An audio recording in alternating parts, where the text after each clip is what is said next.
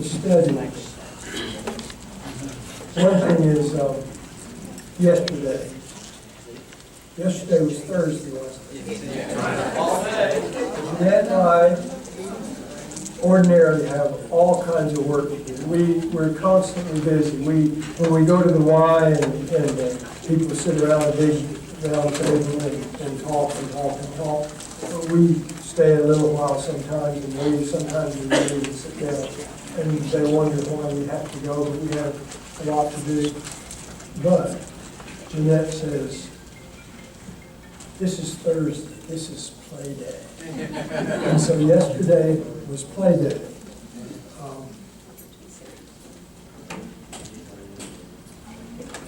So we had a good time.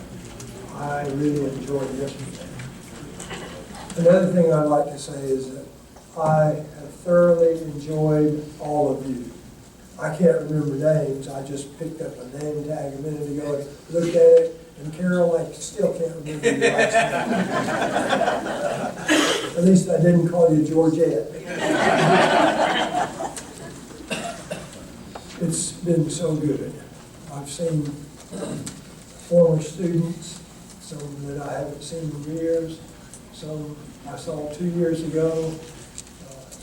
Love you. Sure enjoy being with you. But we were talking about popular songs. And of course, we were talking about Bing Crosby. I want to mention a few more things about the popular music. We can probably see all right with the light on, or can we? Can you see all right with the light on? Better with it off. Okay, then I won't be able to read. That's all right. The number 3 song for the 1930s was Over the Rainbow with Judy Garland, and we all, of course, remember that. The first movie I saw when I was in the 2nd grade was when Wizard of Oz came. Almost forgot the name of it. Frank Sinatra, he had number 21, All or Nothing at All. Some of you probably have this handout, the popular songs. I want you to notice some of them. Number 9 was Glenn Miller's Moonlight Serenade. Number 10 was If I Didn't Care, the Ink Spots. I listened to that again just last week, a couple or 3 or 4 times. I'm not really sure how many. Way back when I first heard the Ink Spots, I thought the lead singer was a woman. Last week when I heard the Ink Spots singing If I Didn't Care, I thought the lead singer was a woman. And that is an all-male group, isn't it? And he sounds like a good woman singer. But anyway, number 17, I'm in the Mood for Love, Louis Armstrong. I want you to hear it in your mind. You're hearing it, right? Does that put you in the mood for anything? Leave. And then, of course, All or Nothing at All, number 21, Frank Sinatra. I don't know what happened to the names there, but they shifted it in some way. But number 27, Cheek to Cheek, Fred Astaire. My opinion at that time was that he really wasn't much of a singer. But everybody who entertained had to sing at some time or other. And the fact that he was such a great entertainer made him a singer. And so anyway, that's some of my thoughts about it. Number 47, Back in the Saddle Again, Gene Autry. Can you hear his voice right now? A little twangy. Sounded like he was singing through his nose. I'm not going to illustrate. I thought about doing a few imitations every once in a while. Then I knew what Sherry would think about it. But anyway, then, because you didn't remember him. Number 48 is Tumbling Tumbleweeds, Sons of the Pioneers. We went to Yosemite National Park every year for a couple of weeks for many years. And way back then, they had what was called the firefall. They burned stuff all day long, and then at night at a certain time they had this ceremony, and they slowly pushed the fire over the edge from Glacier Point, and it looked just like a waterfall, only it was on fire. And they called it the firefall. Some of you, I can tell, have never heard of that before, but it was beautiful. But they always had the Sons of the Pioneers singing Tumbling Tumbleweeds. And since we're mentioning tumbleweeds, a couple of things about that. One is during the Dust Bowl, there were lots of people, they had very little food, but they had a lot of tumbleweeds. And they tried to feed their cattle these thistles, as they call them. And then I even read about some people who boiled tumbleweeds and tried to eat them. I can't imagine what it would feel like. But, Ned, is it all right if I tell the story of the tumbleweed? Okay. Several years ago, I believe it was after we moved to Georgia, which was probably about 30 or 35 years ago, we made a trip out to California. And on our way back, as we were driving along, we saw a lot of tumbleweeds. And Jeanette said, could I have one of them? Could I take one of these home? Now, I want you to know, she can make decorations out of anything. And she said, I want to take one. And I said, there's no room in the car. It'll get crushed. It won't be worth anything by the time we get home.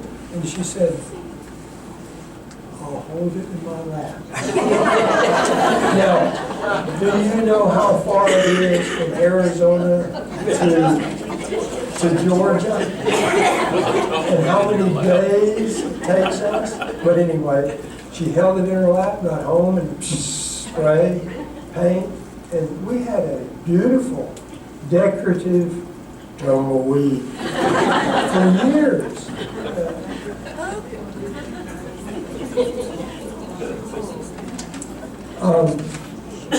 Number 52, Thanks for the Memory, Bob Hope. Everybody remembers that because he sang it at the end of his radio program every time. Another entertainer who couldn't sing but did anyway. Number 57, Happy Days Are Here Again. This was Franklin Roosevelt's theme song. Red Sails in the Sunset, number 69. I'm not going to mention all of them. The Very Thought of You, Ray Noble. Did you know that years later, Nat King Cole made a record of that? Much better job. Much better job. And then I must mention number 100, Inka-Dee-Ka-Doo. Those of you, Jimmy Durante. Now, those of you who looked this over noticed that I made a little note on that one. And for those of you who haven't read it yet, I'll read it for you. If there were a list of the top 2,000, this should be about number 3,019.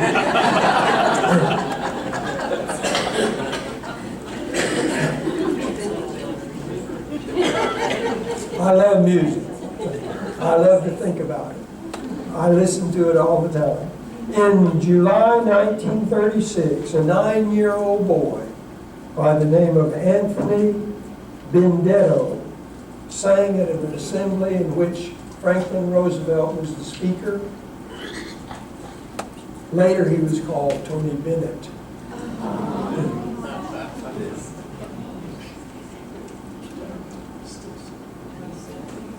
can't get through the 1930s without talking a little bit about gangsters. Gangsters were romanticized. Gangsters in many cases were held up as heroes. This doesn't sound right, but it's true. Babyface Nelson. He was named Lester Joseph Gillis. His first two arrests were at age 12 and 13. He was a notorious bank robber and murderer. He teamed up with John Dillinger in 1934 after helping Dillinger escape from jail. He was wild with a Thompson machine gun. You remember those? They were called Tommy guns. He liked to, when he robbed a bank or did anything, he liked to just spray the area with bullets. He was.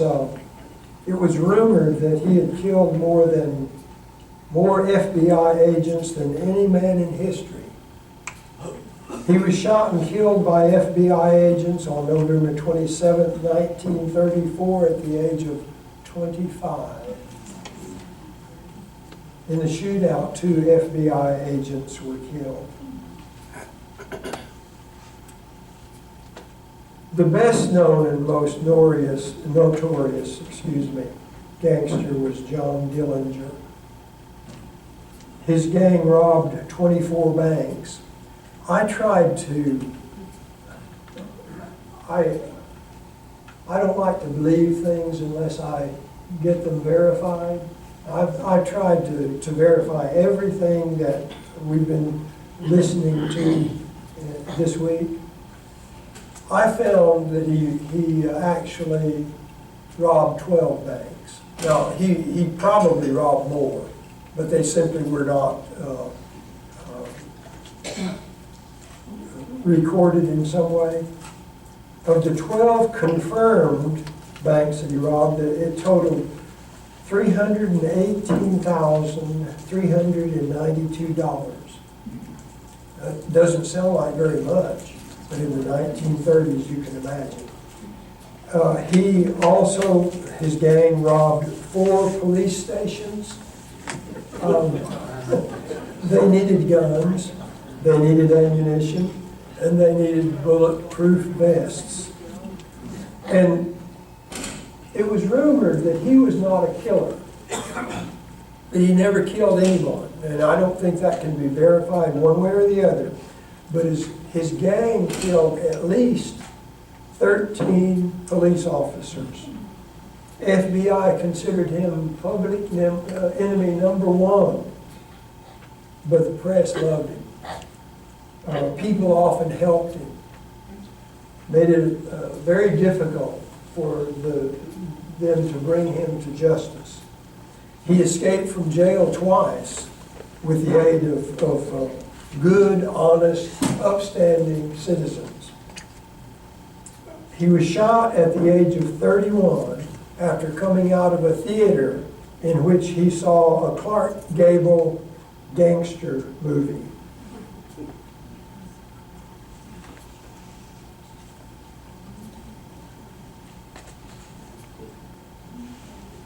There was a 2-part TV series in December of this past year on Bonnie and Clyde.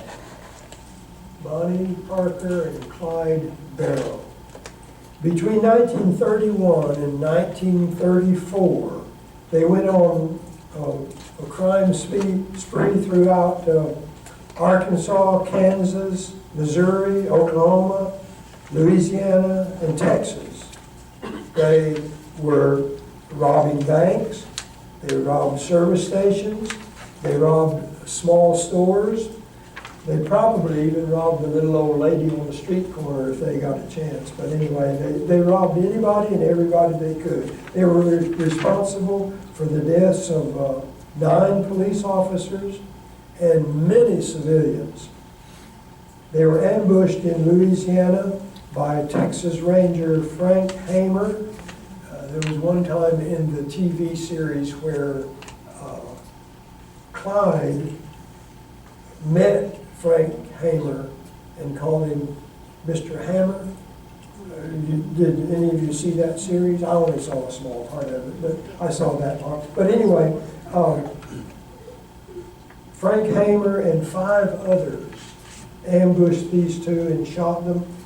They were supposedly hit by at least 50 bullets. They were aged 23 and 25.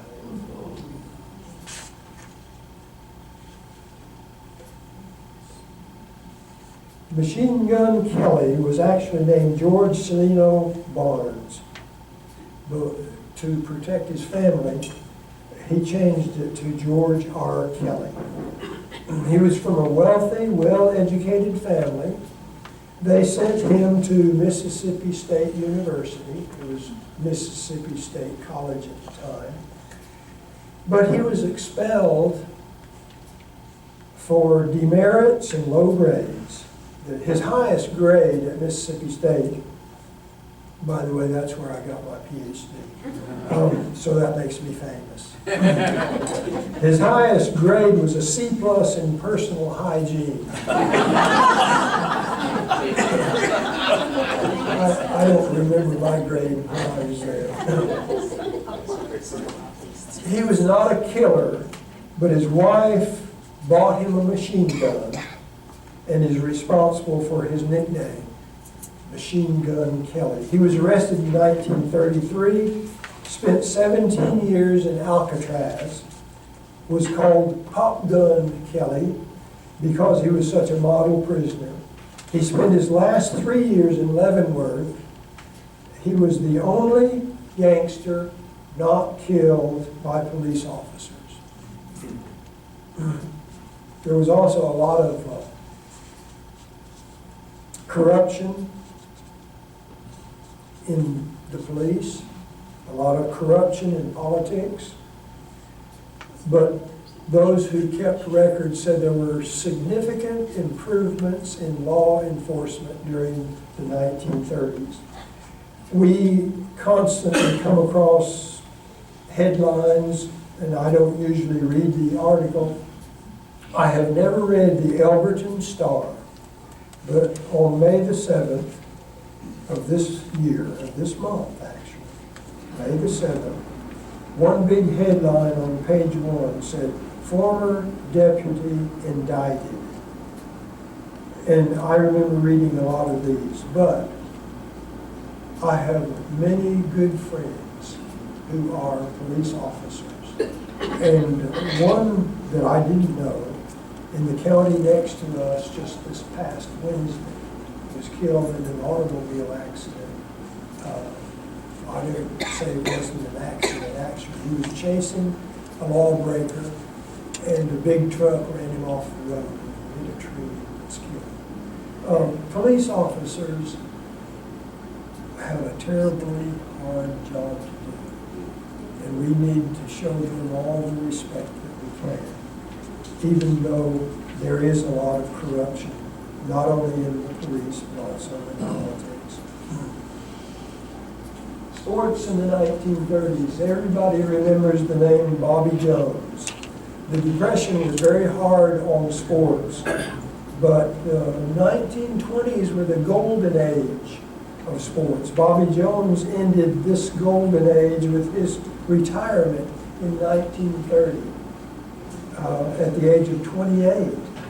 In a few weeks, May the 31st through July the 12th of that year, his name was Robert Tyre Jones Jr., won 3 major tournaments, including the British Open. He won that 10 strokes better than the record. And his last was the U.S. Open that year. He played golf as an amateur and defeated some of the best-known professionals. He made his living as a lawyer.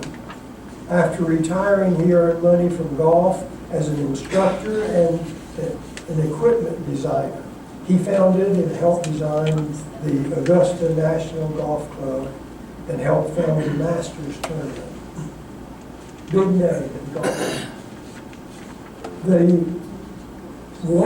The only person who was totally dominant in his own sport with Joe Louis, heavyweight boxing champion between 1937 and 1949. There are many other big names. Louis was the Associated Press Outstanding Athlete of 1935. It was determined by a national poll. Jesse Owens, whom we will be talking about later, was third.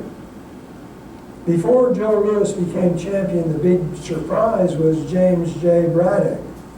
His surprise defeat of John Corn Griffin in 1934 in the third round and Art Lasky in 1935 gave him a chance at world heavyweight champion Max Baer. Those of you who are my age remember that name very well. On June the 3rd, 1935, as a 10-to-1 underdog, he won the championship in a unanimous decision. In 1936, Max Schmeling KO'd Louis in the 12th round. This picture was taken during that particular fight. We don't get a very good view of Max. Joe Louis was expected to win easily, but was defeated in that one. Then Joe Louis KO'd Schmeling. Louis KO'd Braddock in June of 1937 for the heavyweight championship. In 1938, he met Schmeling again and KO'd him in round number 1.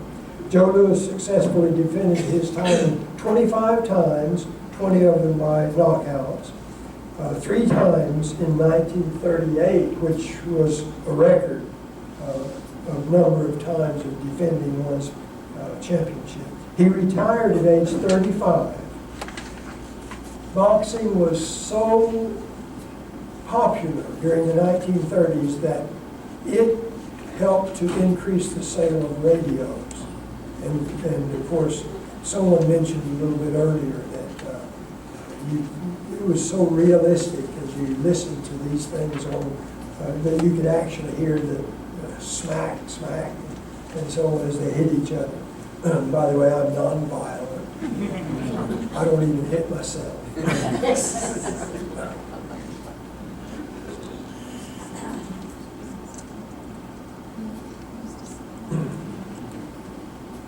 In August of 1930, Babe Ruth signed a contract for $80,000, by far the highest paid baseball player that year and during the 1930s, more than President Hoover would have made if he had taken a salary. Lou Gehrig was the next highest paid baseball player. During the 1930s, he was paid $36,000 up to $41,000. Now, that doesn't sound like very much, but that was very high pay at the time.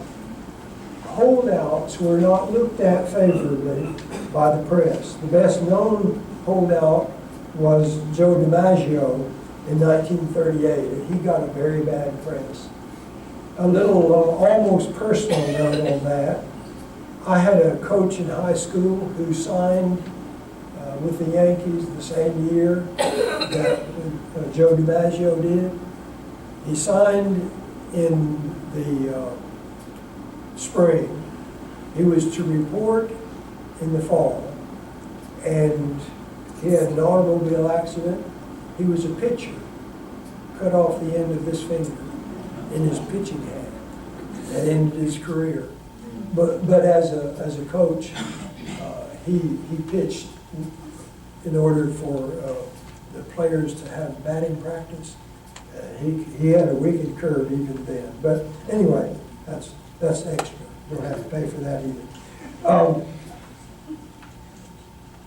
I thought I'd throw in a picture of the All-Stars in 1937. You can see Detroit, the Red Sox, and the New York Yankees. These are the 3 teams that dominated during the 1930s. And if we had time, you could probably recognize some of those pictures.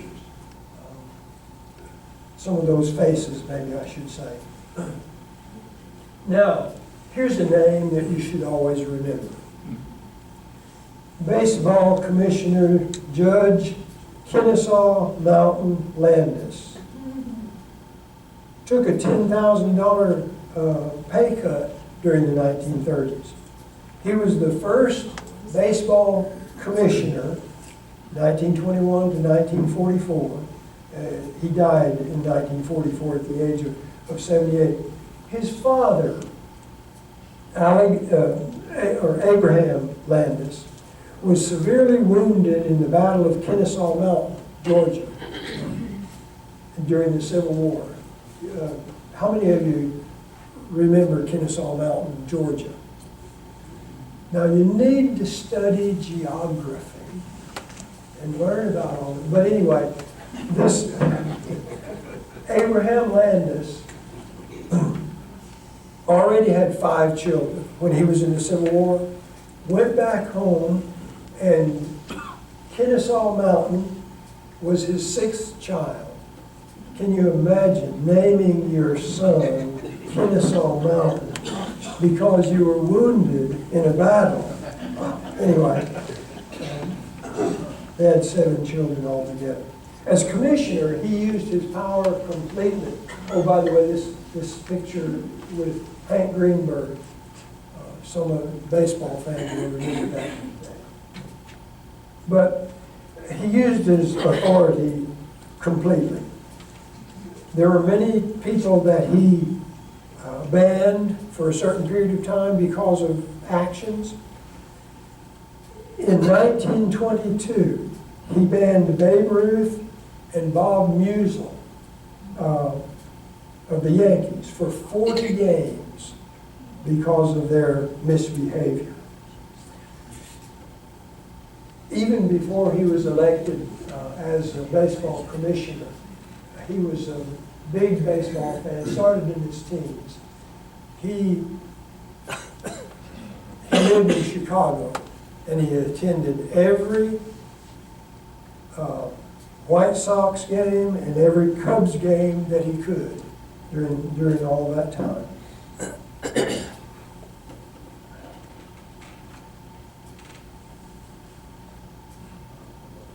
Now, if the name were not up there and you were familiar with baseball during that time, or even later, you would recognize this picture because there was no one in baseball who kicked higher than Bob Feller.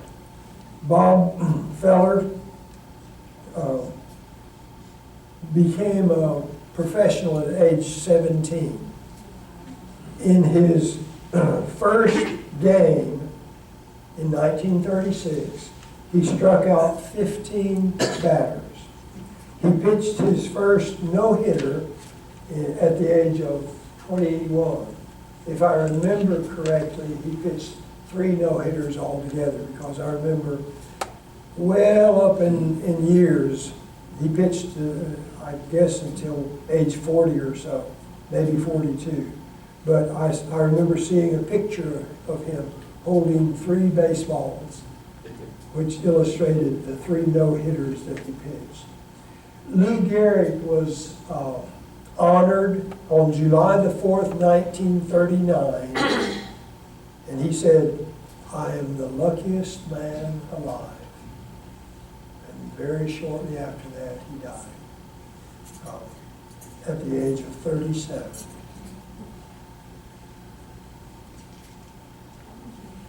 Movies were one of the ways that sports or athletes got their money. Johnny Weissmuller, you remember him? Oh, yeah. Me, Tarzan, you, Jay. Yeah. I will not ask you to give a Tarzan illustration. I haven't said it in many times. In 1930, Buster Crabbe, an Olympic swimmer, became Flash Gordon and Buck Rogers. Sonia Henney starred in movies. Other famous names were, of course, Babe Ruth. How many of you saw Babe Ruth in a movie? He played himself, by the way. So, Newt Rockney, before he was killed in a plane crash. Esther Williams, everybody would remember Esther Williams. Now, here is a big name in the 1930s. Jesse Owens starred in the 1936 Summer Olympics. I came across this book not too long ago. The local library had a book sale, and they said all the books you can stuff into a sack for $5. There are lots of libraries that do that. And Jeanette had a sack full, and I came across this book, and I said, "Can you stick this one in there?" So she found a little corner there. I think it was sticking up about like this, but very, very good, very interesting book, Triumph. The Untold Story of Jesse Owens and Hitler's Olympics by Jeremy Schaap. Very, very good book.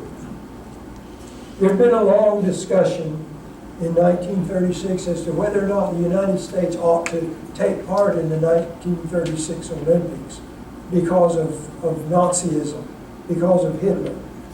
And they thought they ought to boycott it, but they decided that they were going to go anyway. They didn't like the way the Nazis treated the Jews, while at the same time, you know how we were treating black people in the United States generally. Hitler had hoped to show that his super race athletes could dominate the world, but Jesse Owens and fellow athletes showed otherwise. By the way, Owens did not attend the opening ceremonies. He and the other black athletes and the Jewish athletes had to sit it out under the bleachers somewhere, and he was delighted. He was that close to everything that was going on, and they were watching it on television. It was a 12-inch, snowy, you almost couldn't see anything in it, but they sat there and thoroughly enjoyed it. And he bragged about that for a long time afterward, that he was able to watch the ceremonies on television.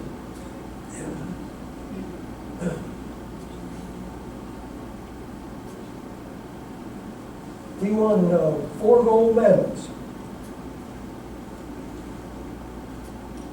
I'm going to come back to that. I'm going to come back to her. I want you to see something. In the 100-meter dash, set a new record. In the long jump, called the broad jump back then,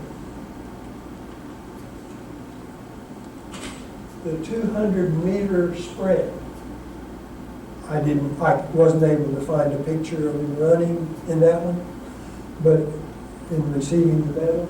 And then in the 400-meter relay. Now, I want to say something about this. Some people say that he was added to the 400. See, he went to run to compete in those the first three events. And they had other people picked to run in the 400-meter relay. Some say he was added because the Germans didn't like the fact that a couple of the runners were Jewish, and so everybody backed down. But he had been begging for days to be chosen to run so that he could win a 4th medal. And so eventually, he was chosen. There's no indication at all of Nazi pressure against him. A man by the name of Marty Glickman, who was one of the Jewish possibilities, believed that the decision was based on anti-Semitism on the part of the coaches who made the decision rather than the Nazis. So we'll probably never know. But this book right here gives a very good discussion of that particular point. Before the Olympics, Owens was visited by a man by the name of Adi Dasta. Is that a familiar name to us? This man convinced Owens that he ought to wear his Adidas shoes.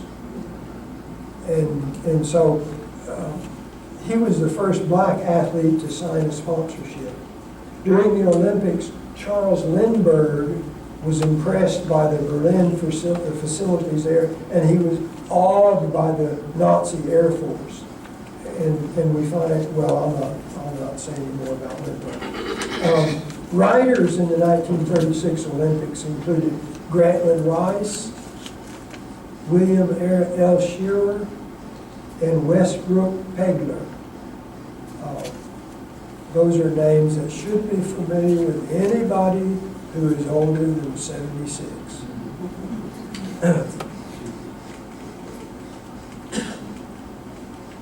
Leni Riefenstahl was a movie actress, a dancer, a photographer, a director. She was allowed by Hitler to make a documentary of the 1936 Olympics. Olympia came out in 1938. She had to fight Goebbels to keep all her beautiful shots of Owen. This is a quote from this book, but I want to read on. In order to keep all the beautiful shots of Owens, who emerges from the film as the god of the games. His beauty and grace were a rebuke to the regime that Riefenstahl had done so much to glorify. Page 236. Jesse Owens was a great athlete. The fastest growing sport in the 1930s was skiing.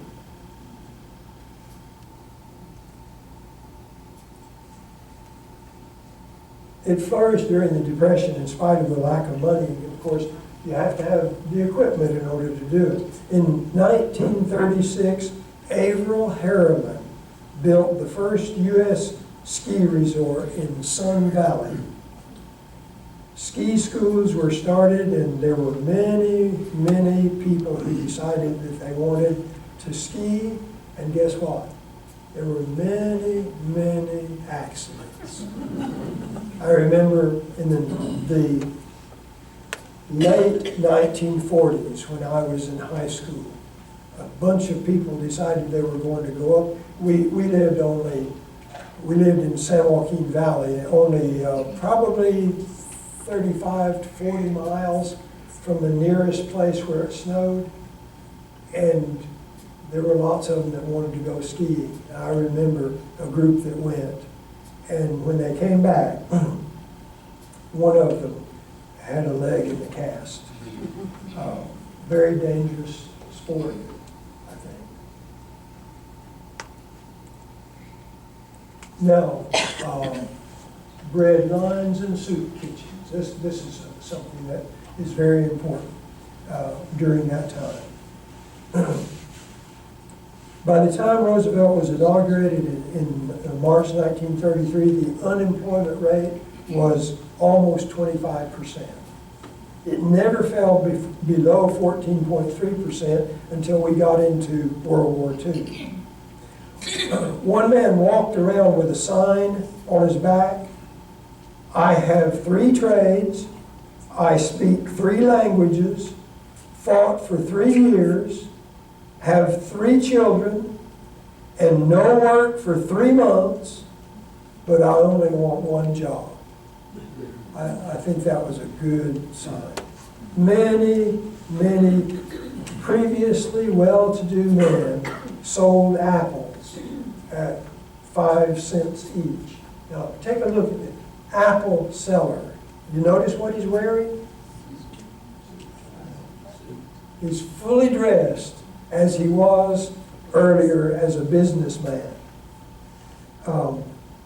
In November of 1930, there were 6,000 apple sellers in the city, in New York City alone. I mentioned that I like cartoons. The surprised man in the background is watching the rich man, previously rich man, eat all of his apples. Well, he needed food also, didn't he?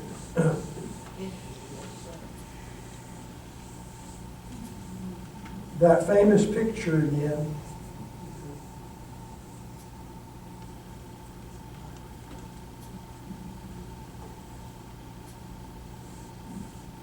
The birth rate dropped during the 1930s, but still families suffered.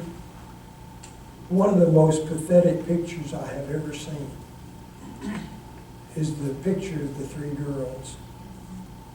The three girls on this side. Besides looking at their dresses, look at their faces.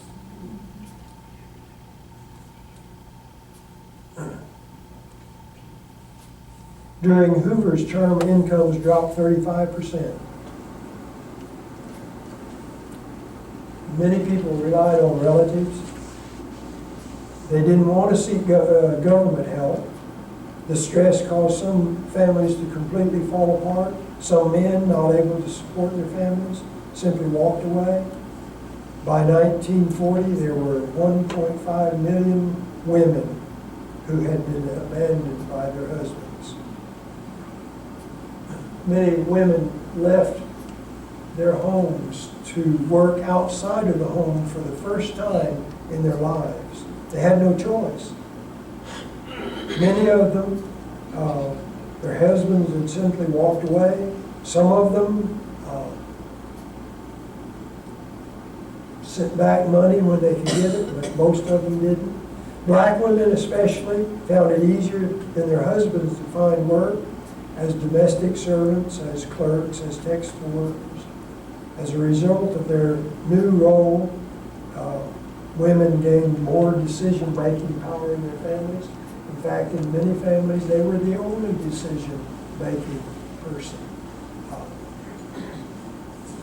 One of the bad things that happened was that in the Southwest, there were 500,000 Mexicans who were deported, and about 60% of these were citizens of the United States. This allowed more so-called white people to get jobs or to get government support.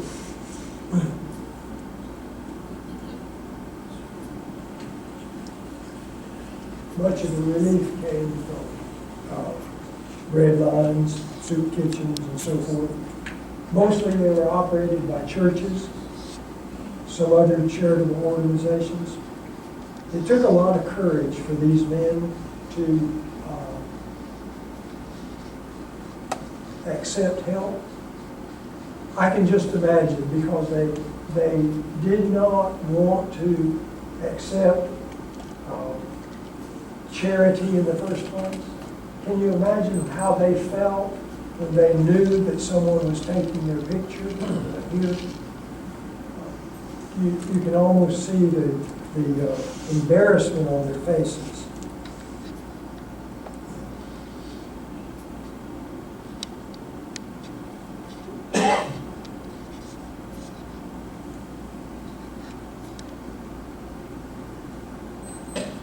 We'll start with hobos next time, but I want you to notice one thing about this.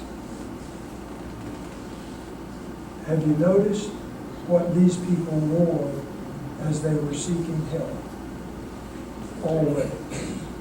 They were always dressed up. Not just a suit and tie, and in most cases even a vest, although you can't see that in these pictures. Always wore a hat. That was the gentleman way. They're all men. Well, I don't know if I can even comment on that or not, but they were the ones who were seeking for help because the women, they left the women at home. Most of these men, my guess is, most of these men did not live or did not come from the city that this relief was offered. That's my guess.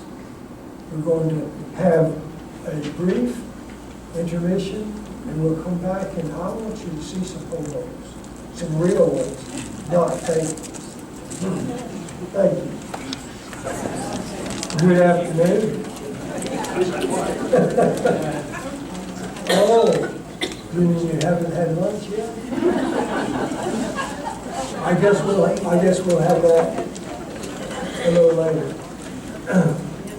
1 o'clock or so. No. This isn't a sermon. A little. Okay. Gotcha.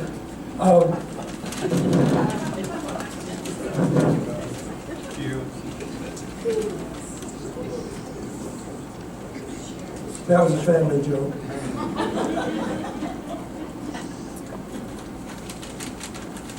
The origin of the term hobo isn't really known. There's a lot of speculation about it. Hobos, the term hobo dates back to the 1880s, and so we have had people in our society, we have had people who do not have homes. Just a minute ago we were talking about the homeless. That's the term that's used today about so many of them. But the term hobo became famous in the 1930s, so naturally it fits.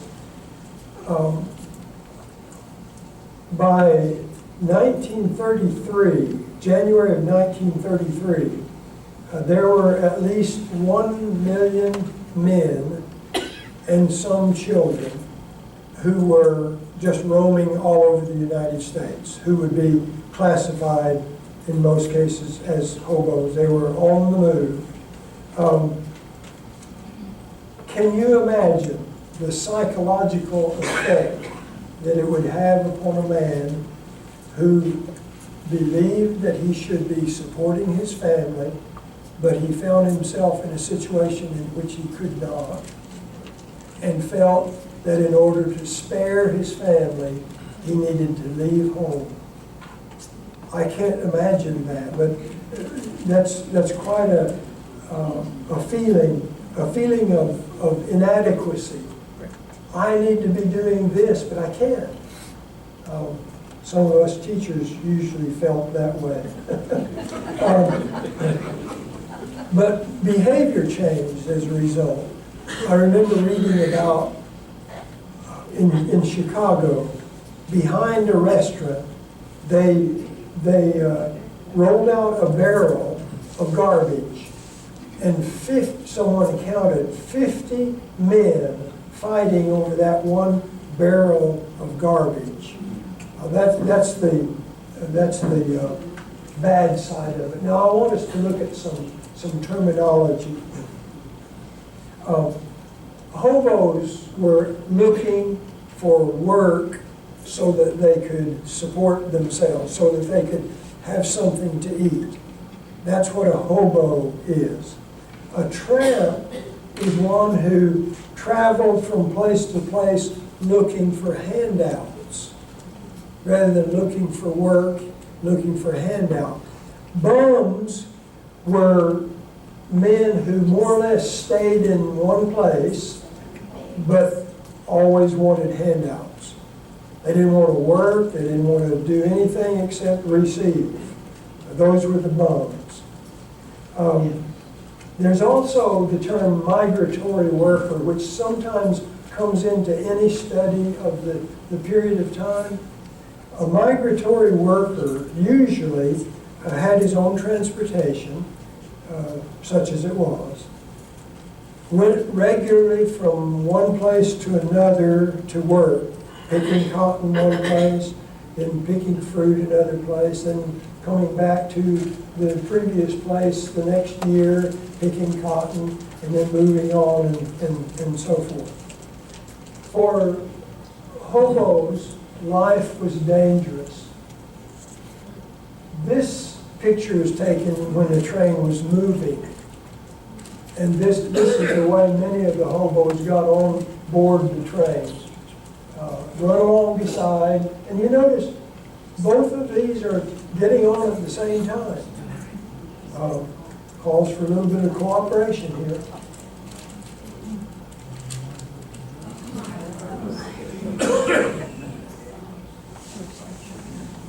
How many people, this enters my mind when I look at pictures like, how many people fell off per mile? Often.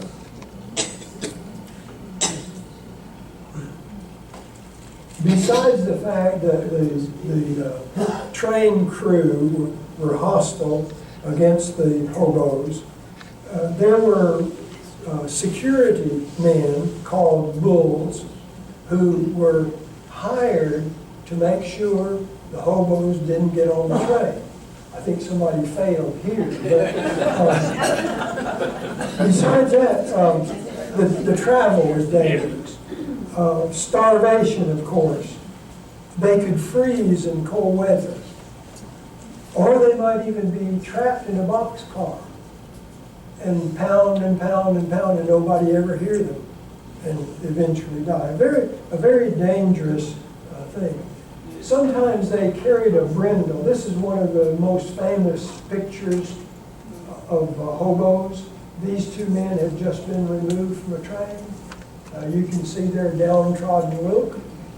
But they're walking along, waiting for another opportunity either to hop on or to get somewhere else. But besides this brindle, and later on when hobos became more, or maybe I should say when they became rich, they carried a bedroll instead of a brindle. There was an ethical code among these men, and it was very high. Be courteous, stay clean. I don't know how that was possible. Be a gentleman at all times. Now, I wanted to, when Steve was up here talking a few minutes ago, I like to talk sometimes in Bible class. Most of the time I'm teaching, so I talk all the time. But I wanted to jump up and say, if you are a Christian, you've heard this before. If you are a Christian, you are a gentleman. Now, you guys, you get the point? If you're a Christian, you are a gentleman. Notice the number of times throughout the scriptures, throughout the New Testament, where gentle is used, and meekness, and so on. And so, maybe I shouldn't stop with the men. If you are a lady, if you are a woman Christian, you are a lady. You are one. That's part of your life. Well, their code said, gentlemen at all times, always respect nature, they said. Do not leave garbage where you are jungling. I don't like that term, but that's the term they used for the little settlement where a lot of them gathered and they ate and so forth, ready to travel on then. That was jungling. And they always tried to help runaway children. The main thing was to convince them to go back home. This is very important. Go home, that's where you belong. You don't need to be a hobo. Very good advice.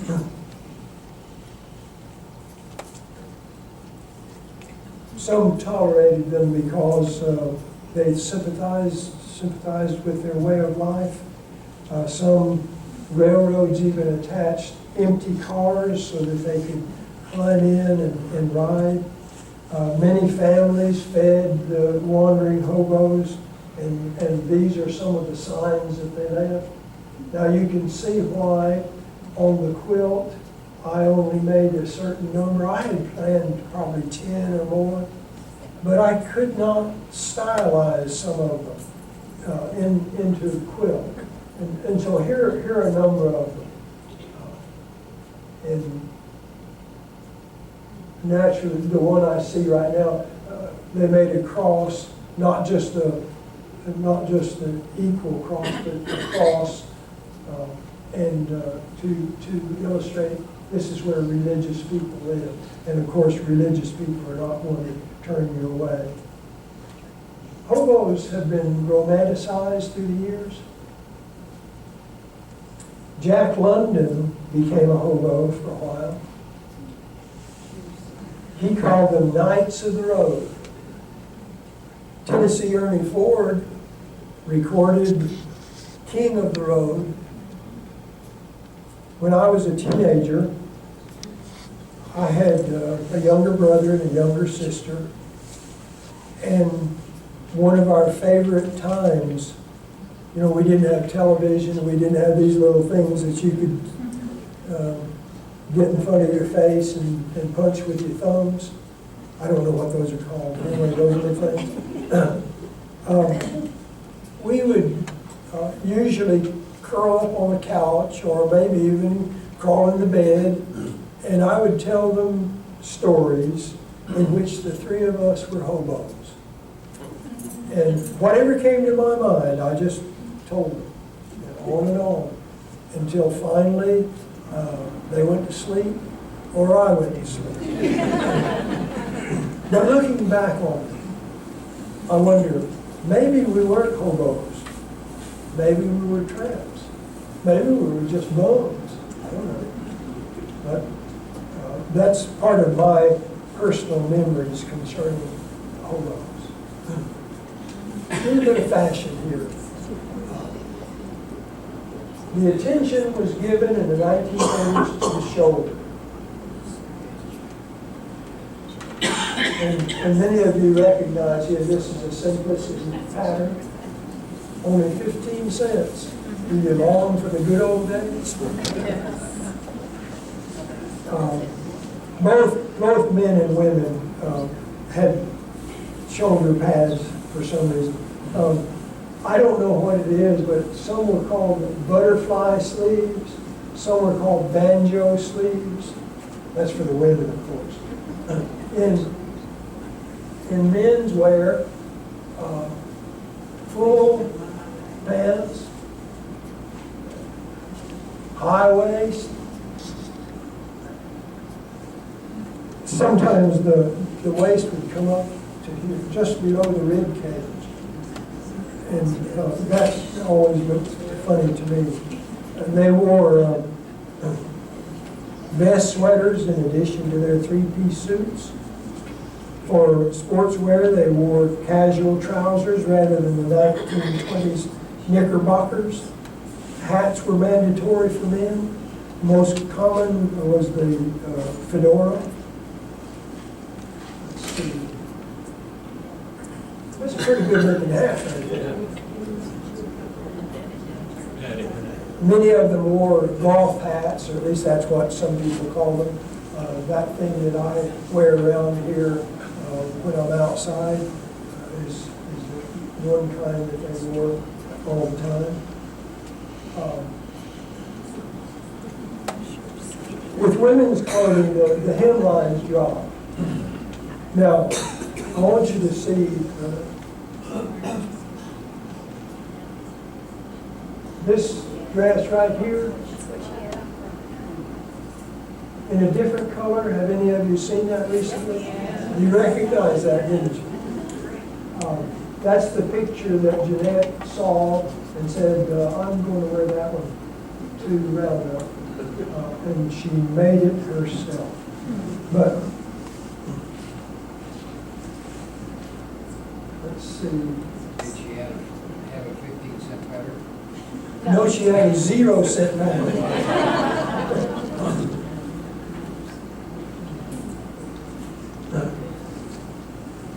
Women's clothing was, in my opinion, a lot better than the 1920s. A lot more modest.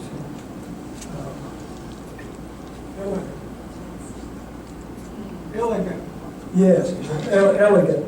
I have right here, and I didn't know if I ought to read it or not. It was genteel, a lot more genteel. You like that word? Than the 1920s.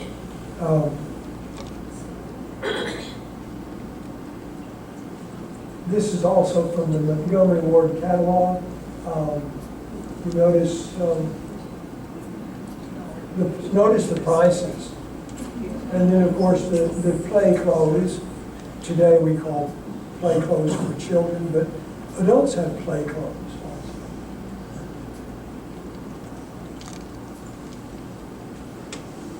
Hairstyles were different. Hair had a much softer appearance than it did in the 1920s. They had improved perms. There was somebody the other day was talking about temporaries.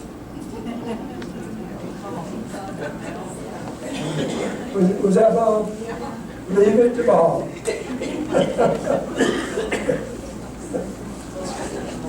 But anyway.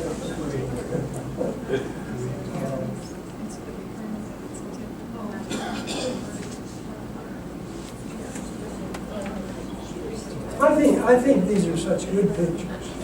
I don't, maybe it's because I'm old, but I like hair to look like this. There's some beautiful hair that I've noticed, and even commented on some of it, that I've noticed in RoundUp. But look at those. Hats were mandatory, not just for men, but for women. But they were varied. This one is 1932 hat versus the 1936 hat. I don't know why they use the term versus there. When I was teaching in college, it was popular to say vis-a-vis.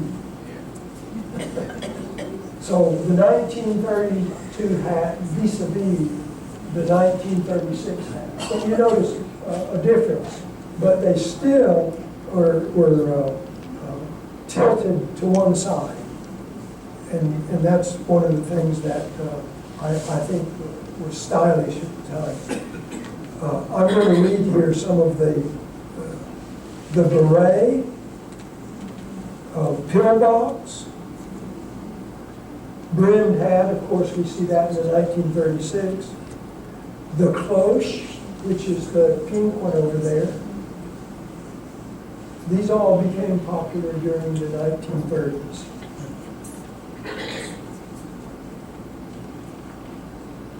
All fashion was influenced by entertainers. I want you to take a good look at this one. To me, that's a beautiful dress. I like dresses, by the way. I don't know. I'm not to wear.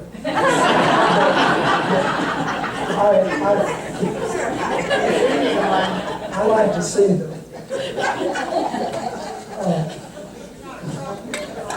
No. You'd like to see what's in those dresses. Well, I like to see the dress, and of course the person who is in it is important.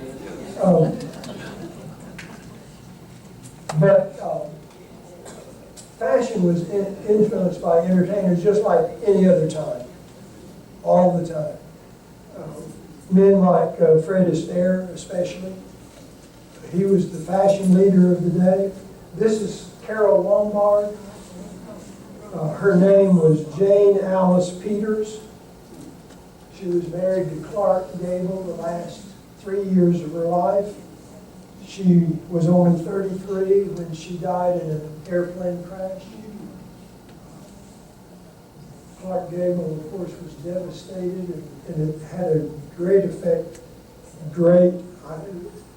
a large effect on his life from that time on.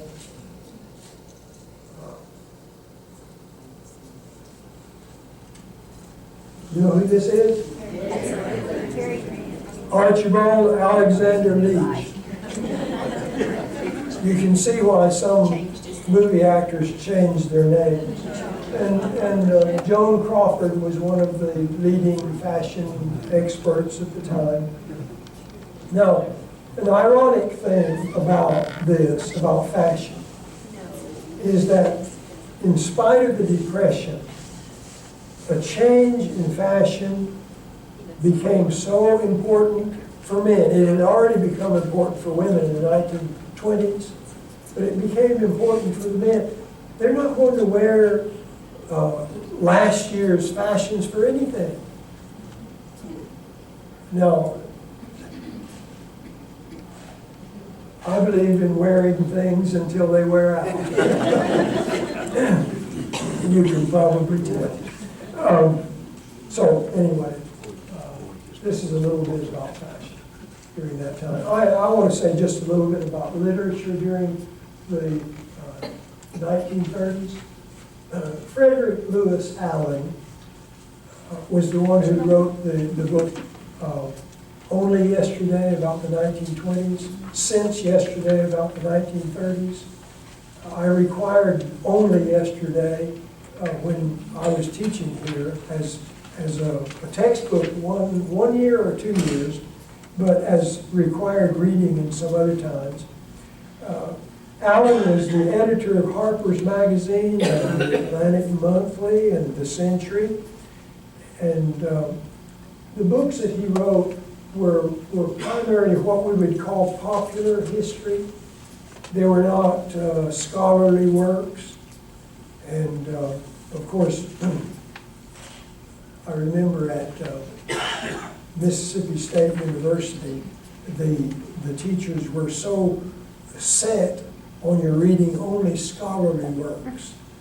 These things by Allen and others were not to be messed with. Sinclair Lewis. In 1930, he became the first U.S. author to receive the Nobel Prize in Literature. He was a socialist, a very strong socialist, very critical of capitalism and materialism. His best-known works were in the 1920s, but in 1935 he wrote, "It Can't Happen Here," about the election of a fascist president, Buzz Windrip. You remember him? Buzz Windrip. It was based on events surrounding Huey Long. Of course, Huey Long would be Buzz. And Charles Coughlin, the priest. In 1937, he checked himself into an alcohol rehab center. Doctors told him he could live without alcohol or he could die by it. He checked out after 10 days. One physician wrote that he had no fundamental understanding of his problem. He died in Rome in 1951 of what was called advanced alcoholism. This is just one example, but I think it's a shame the number of good authors. I'm not necessarily talking about their beliefs, but good authors who kill themselves in one way or another. Upton Sinclair, we have talked about him. I don't know that we need to say any more about him, but the fact that he was an extreme leftist, extreme. Ogden Nash. Now there's a name that everybody ought to know. He wrote what was called, or what he called, good poetry. For example, the cow.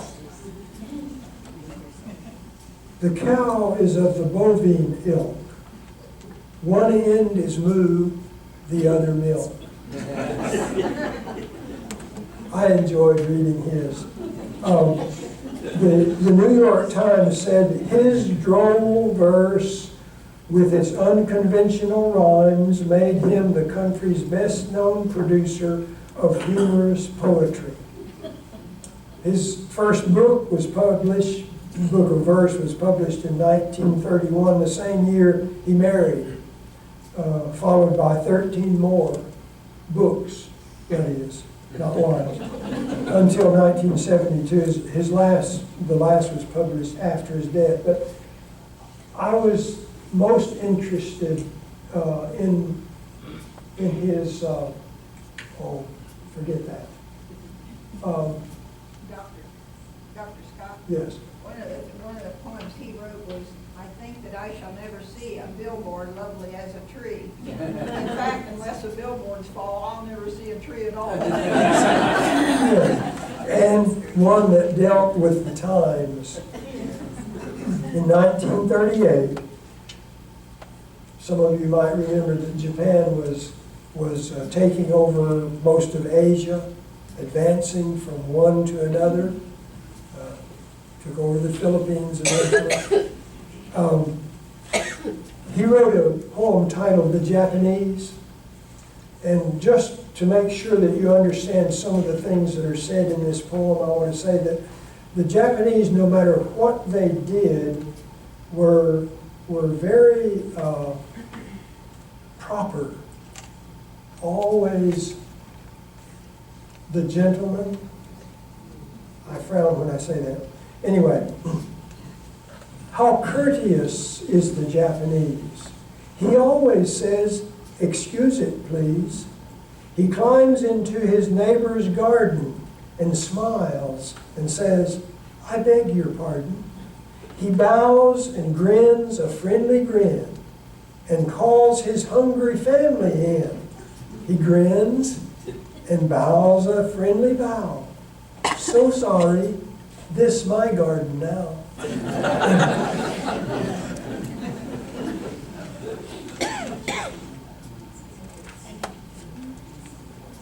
guess the government picked that saying up as they advance.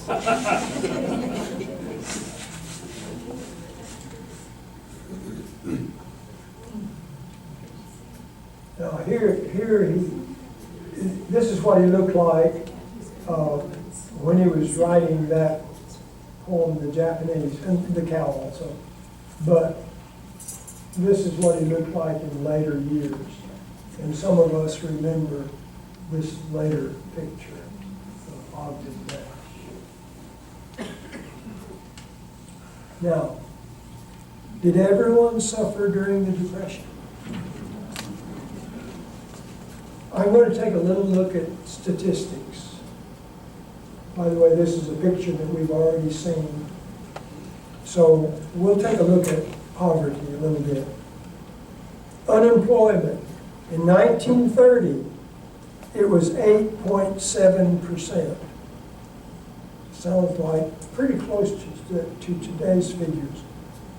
In 1931, it was 15.9%. In 1932, it was 23.6%. In 1933, it went up to 24.9%. And then it slowly declined. And then, of course, we know what happened when we got into World War II. A look at suicides. During the Depression, I remember, I don't remember during the Depression, I remember reading about during the Depression, jokes were going around, including jokes about suicide. And I remember one hotel manager, when a man came to check in, he said, "Do you want this room for sleeping or for jumping?" That's awful, isn't it? Suicides. In 1929, per 100,000, it was 18.1. That's very low. But during the 1930s, 1930 to 1940, it was only 15.4. The Depression didn't cause nearly as many suicides as some people wanted us to think. And then during World War II, it even dropped lower than that. But I want you to take one more look at these three girls. Did everyone suffer? That's the question.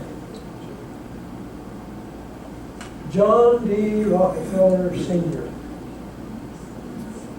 Standard Oil Company, first billionaire. By 1930, he had put $235 million into the Rockefeller Foundation. By 1932, he had given $75 million to the University of Chicago.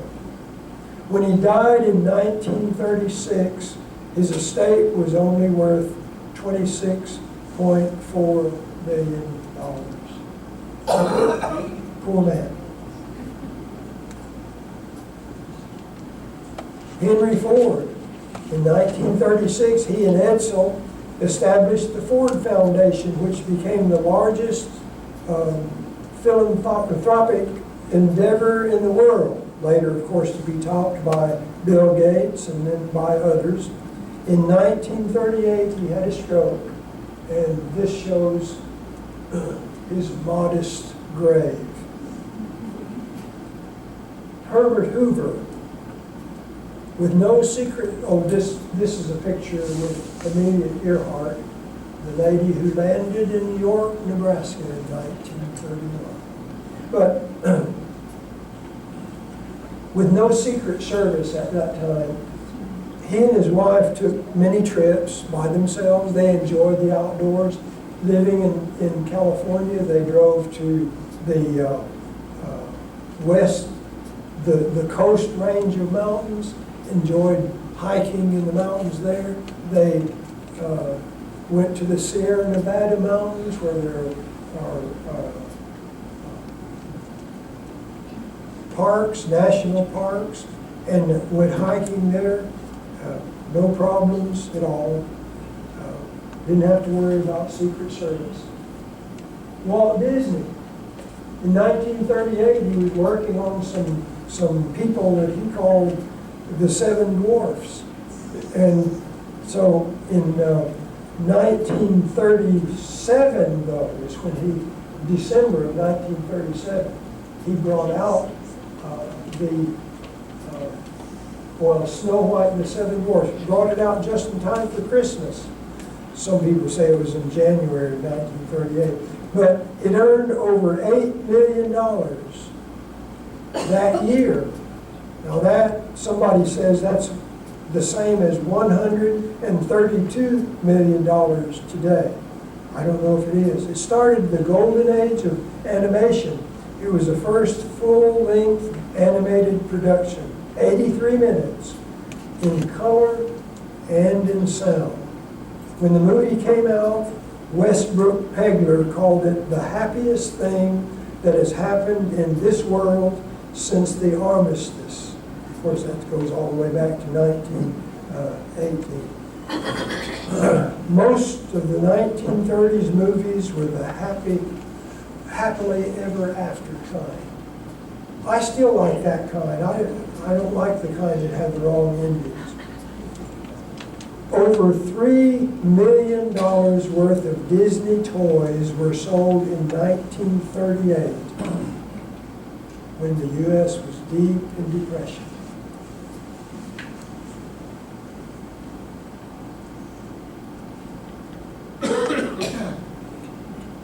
Bing Crosby made his radio debut in September the 2nd, 1931.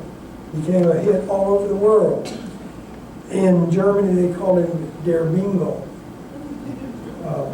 His new singing style, of course, and conversational ease, made him a very, very great star. And it led to the term crooner. And that's why I put this picture in on the right. He looks like a crooner, doesn't he?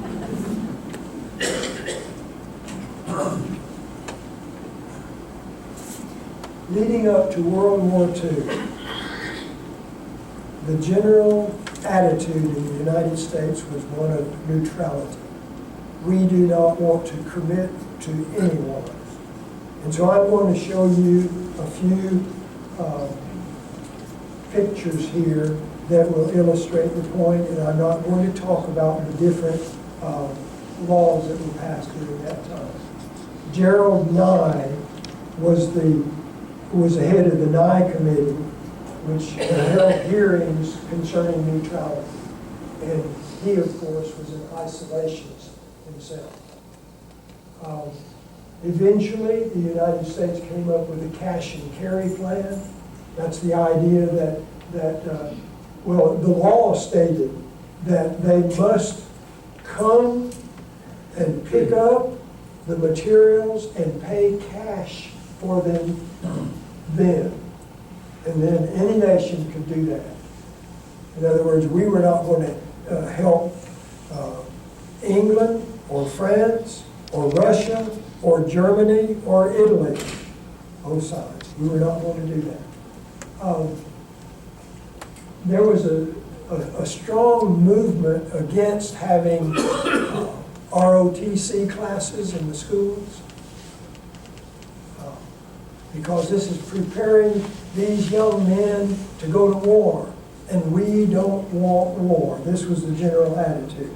There were several neutrality acts that were passed during the 1930s, even though Roosevelt was afraid that it was going to cause some severe problems if we stated legally that we were neutral, because we would not be able to help friends who needed our help.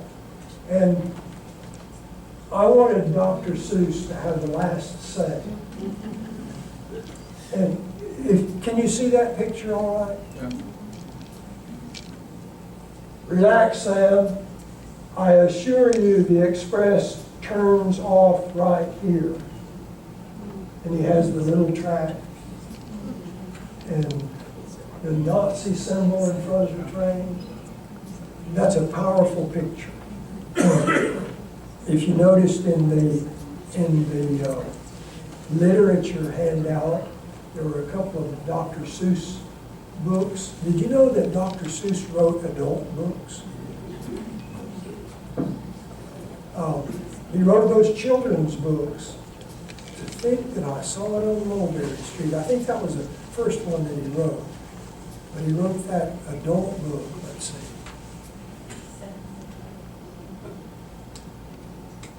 The seven, yeah, the seven Lady Godivas. I read that book. The reason it's called an adult book is that you almost see nakedness. Lady Godiva. I really appreciate the opportunity. There's no way for me to say in words how I feel about this honor that has been given to me. And there should be an age limit. And if there were an age limit, I wouldn't be standing here right now. But there should be an age limit because I feel so inadequate. And so thank you very much for the response that you've given me this week. I appreciate it.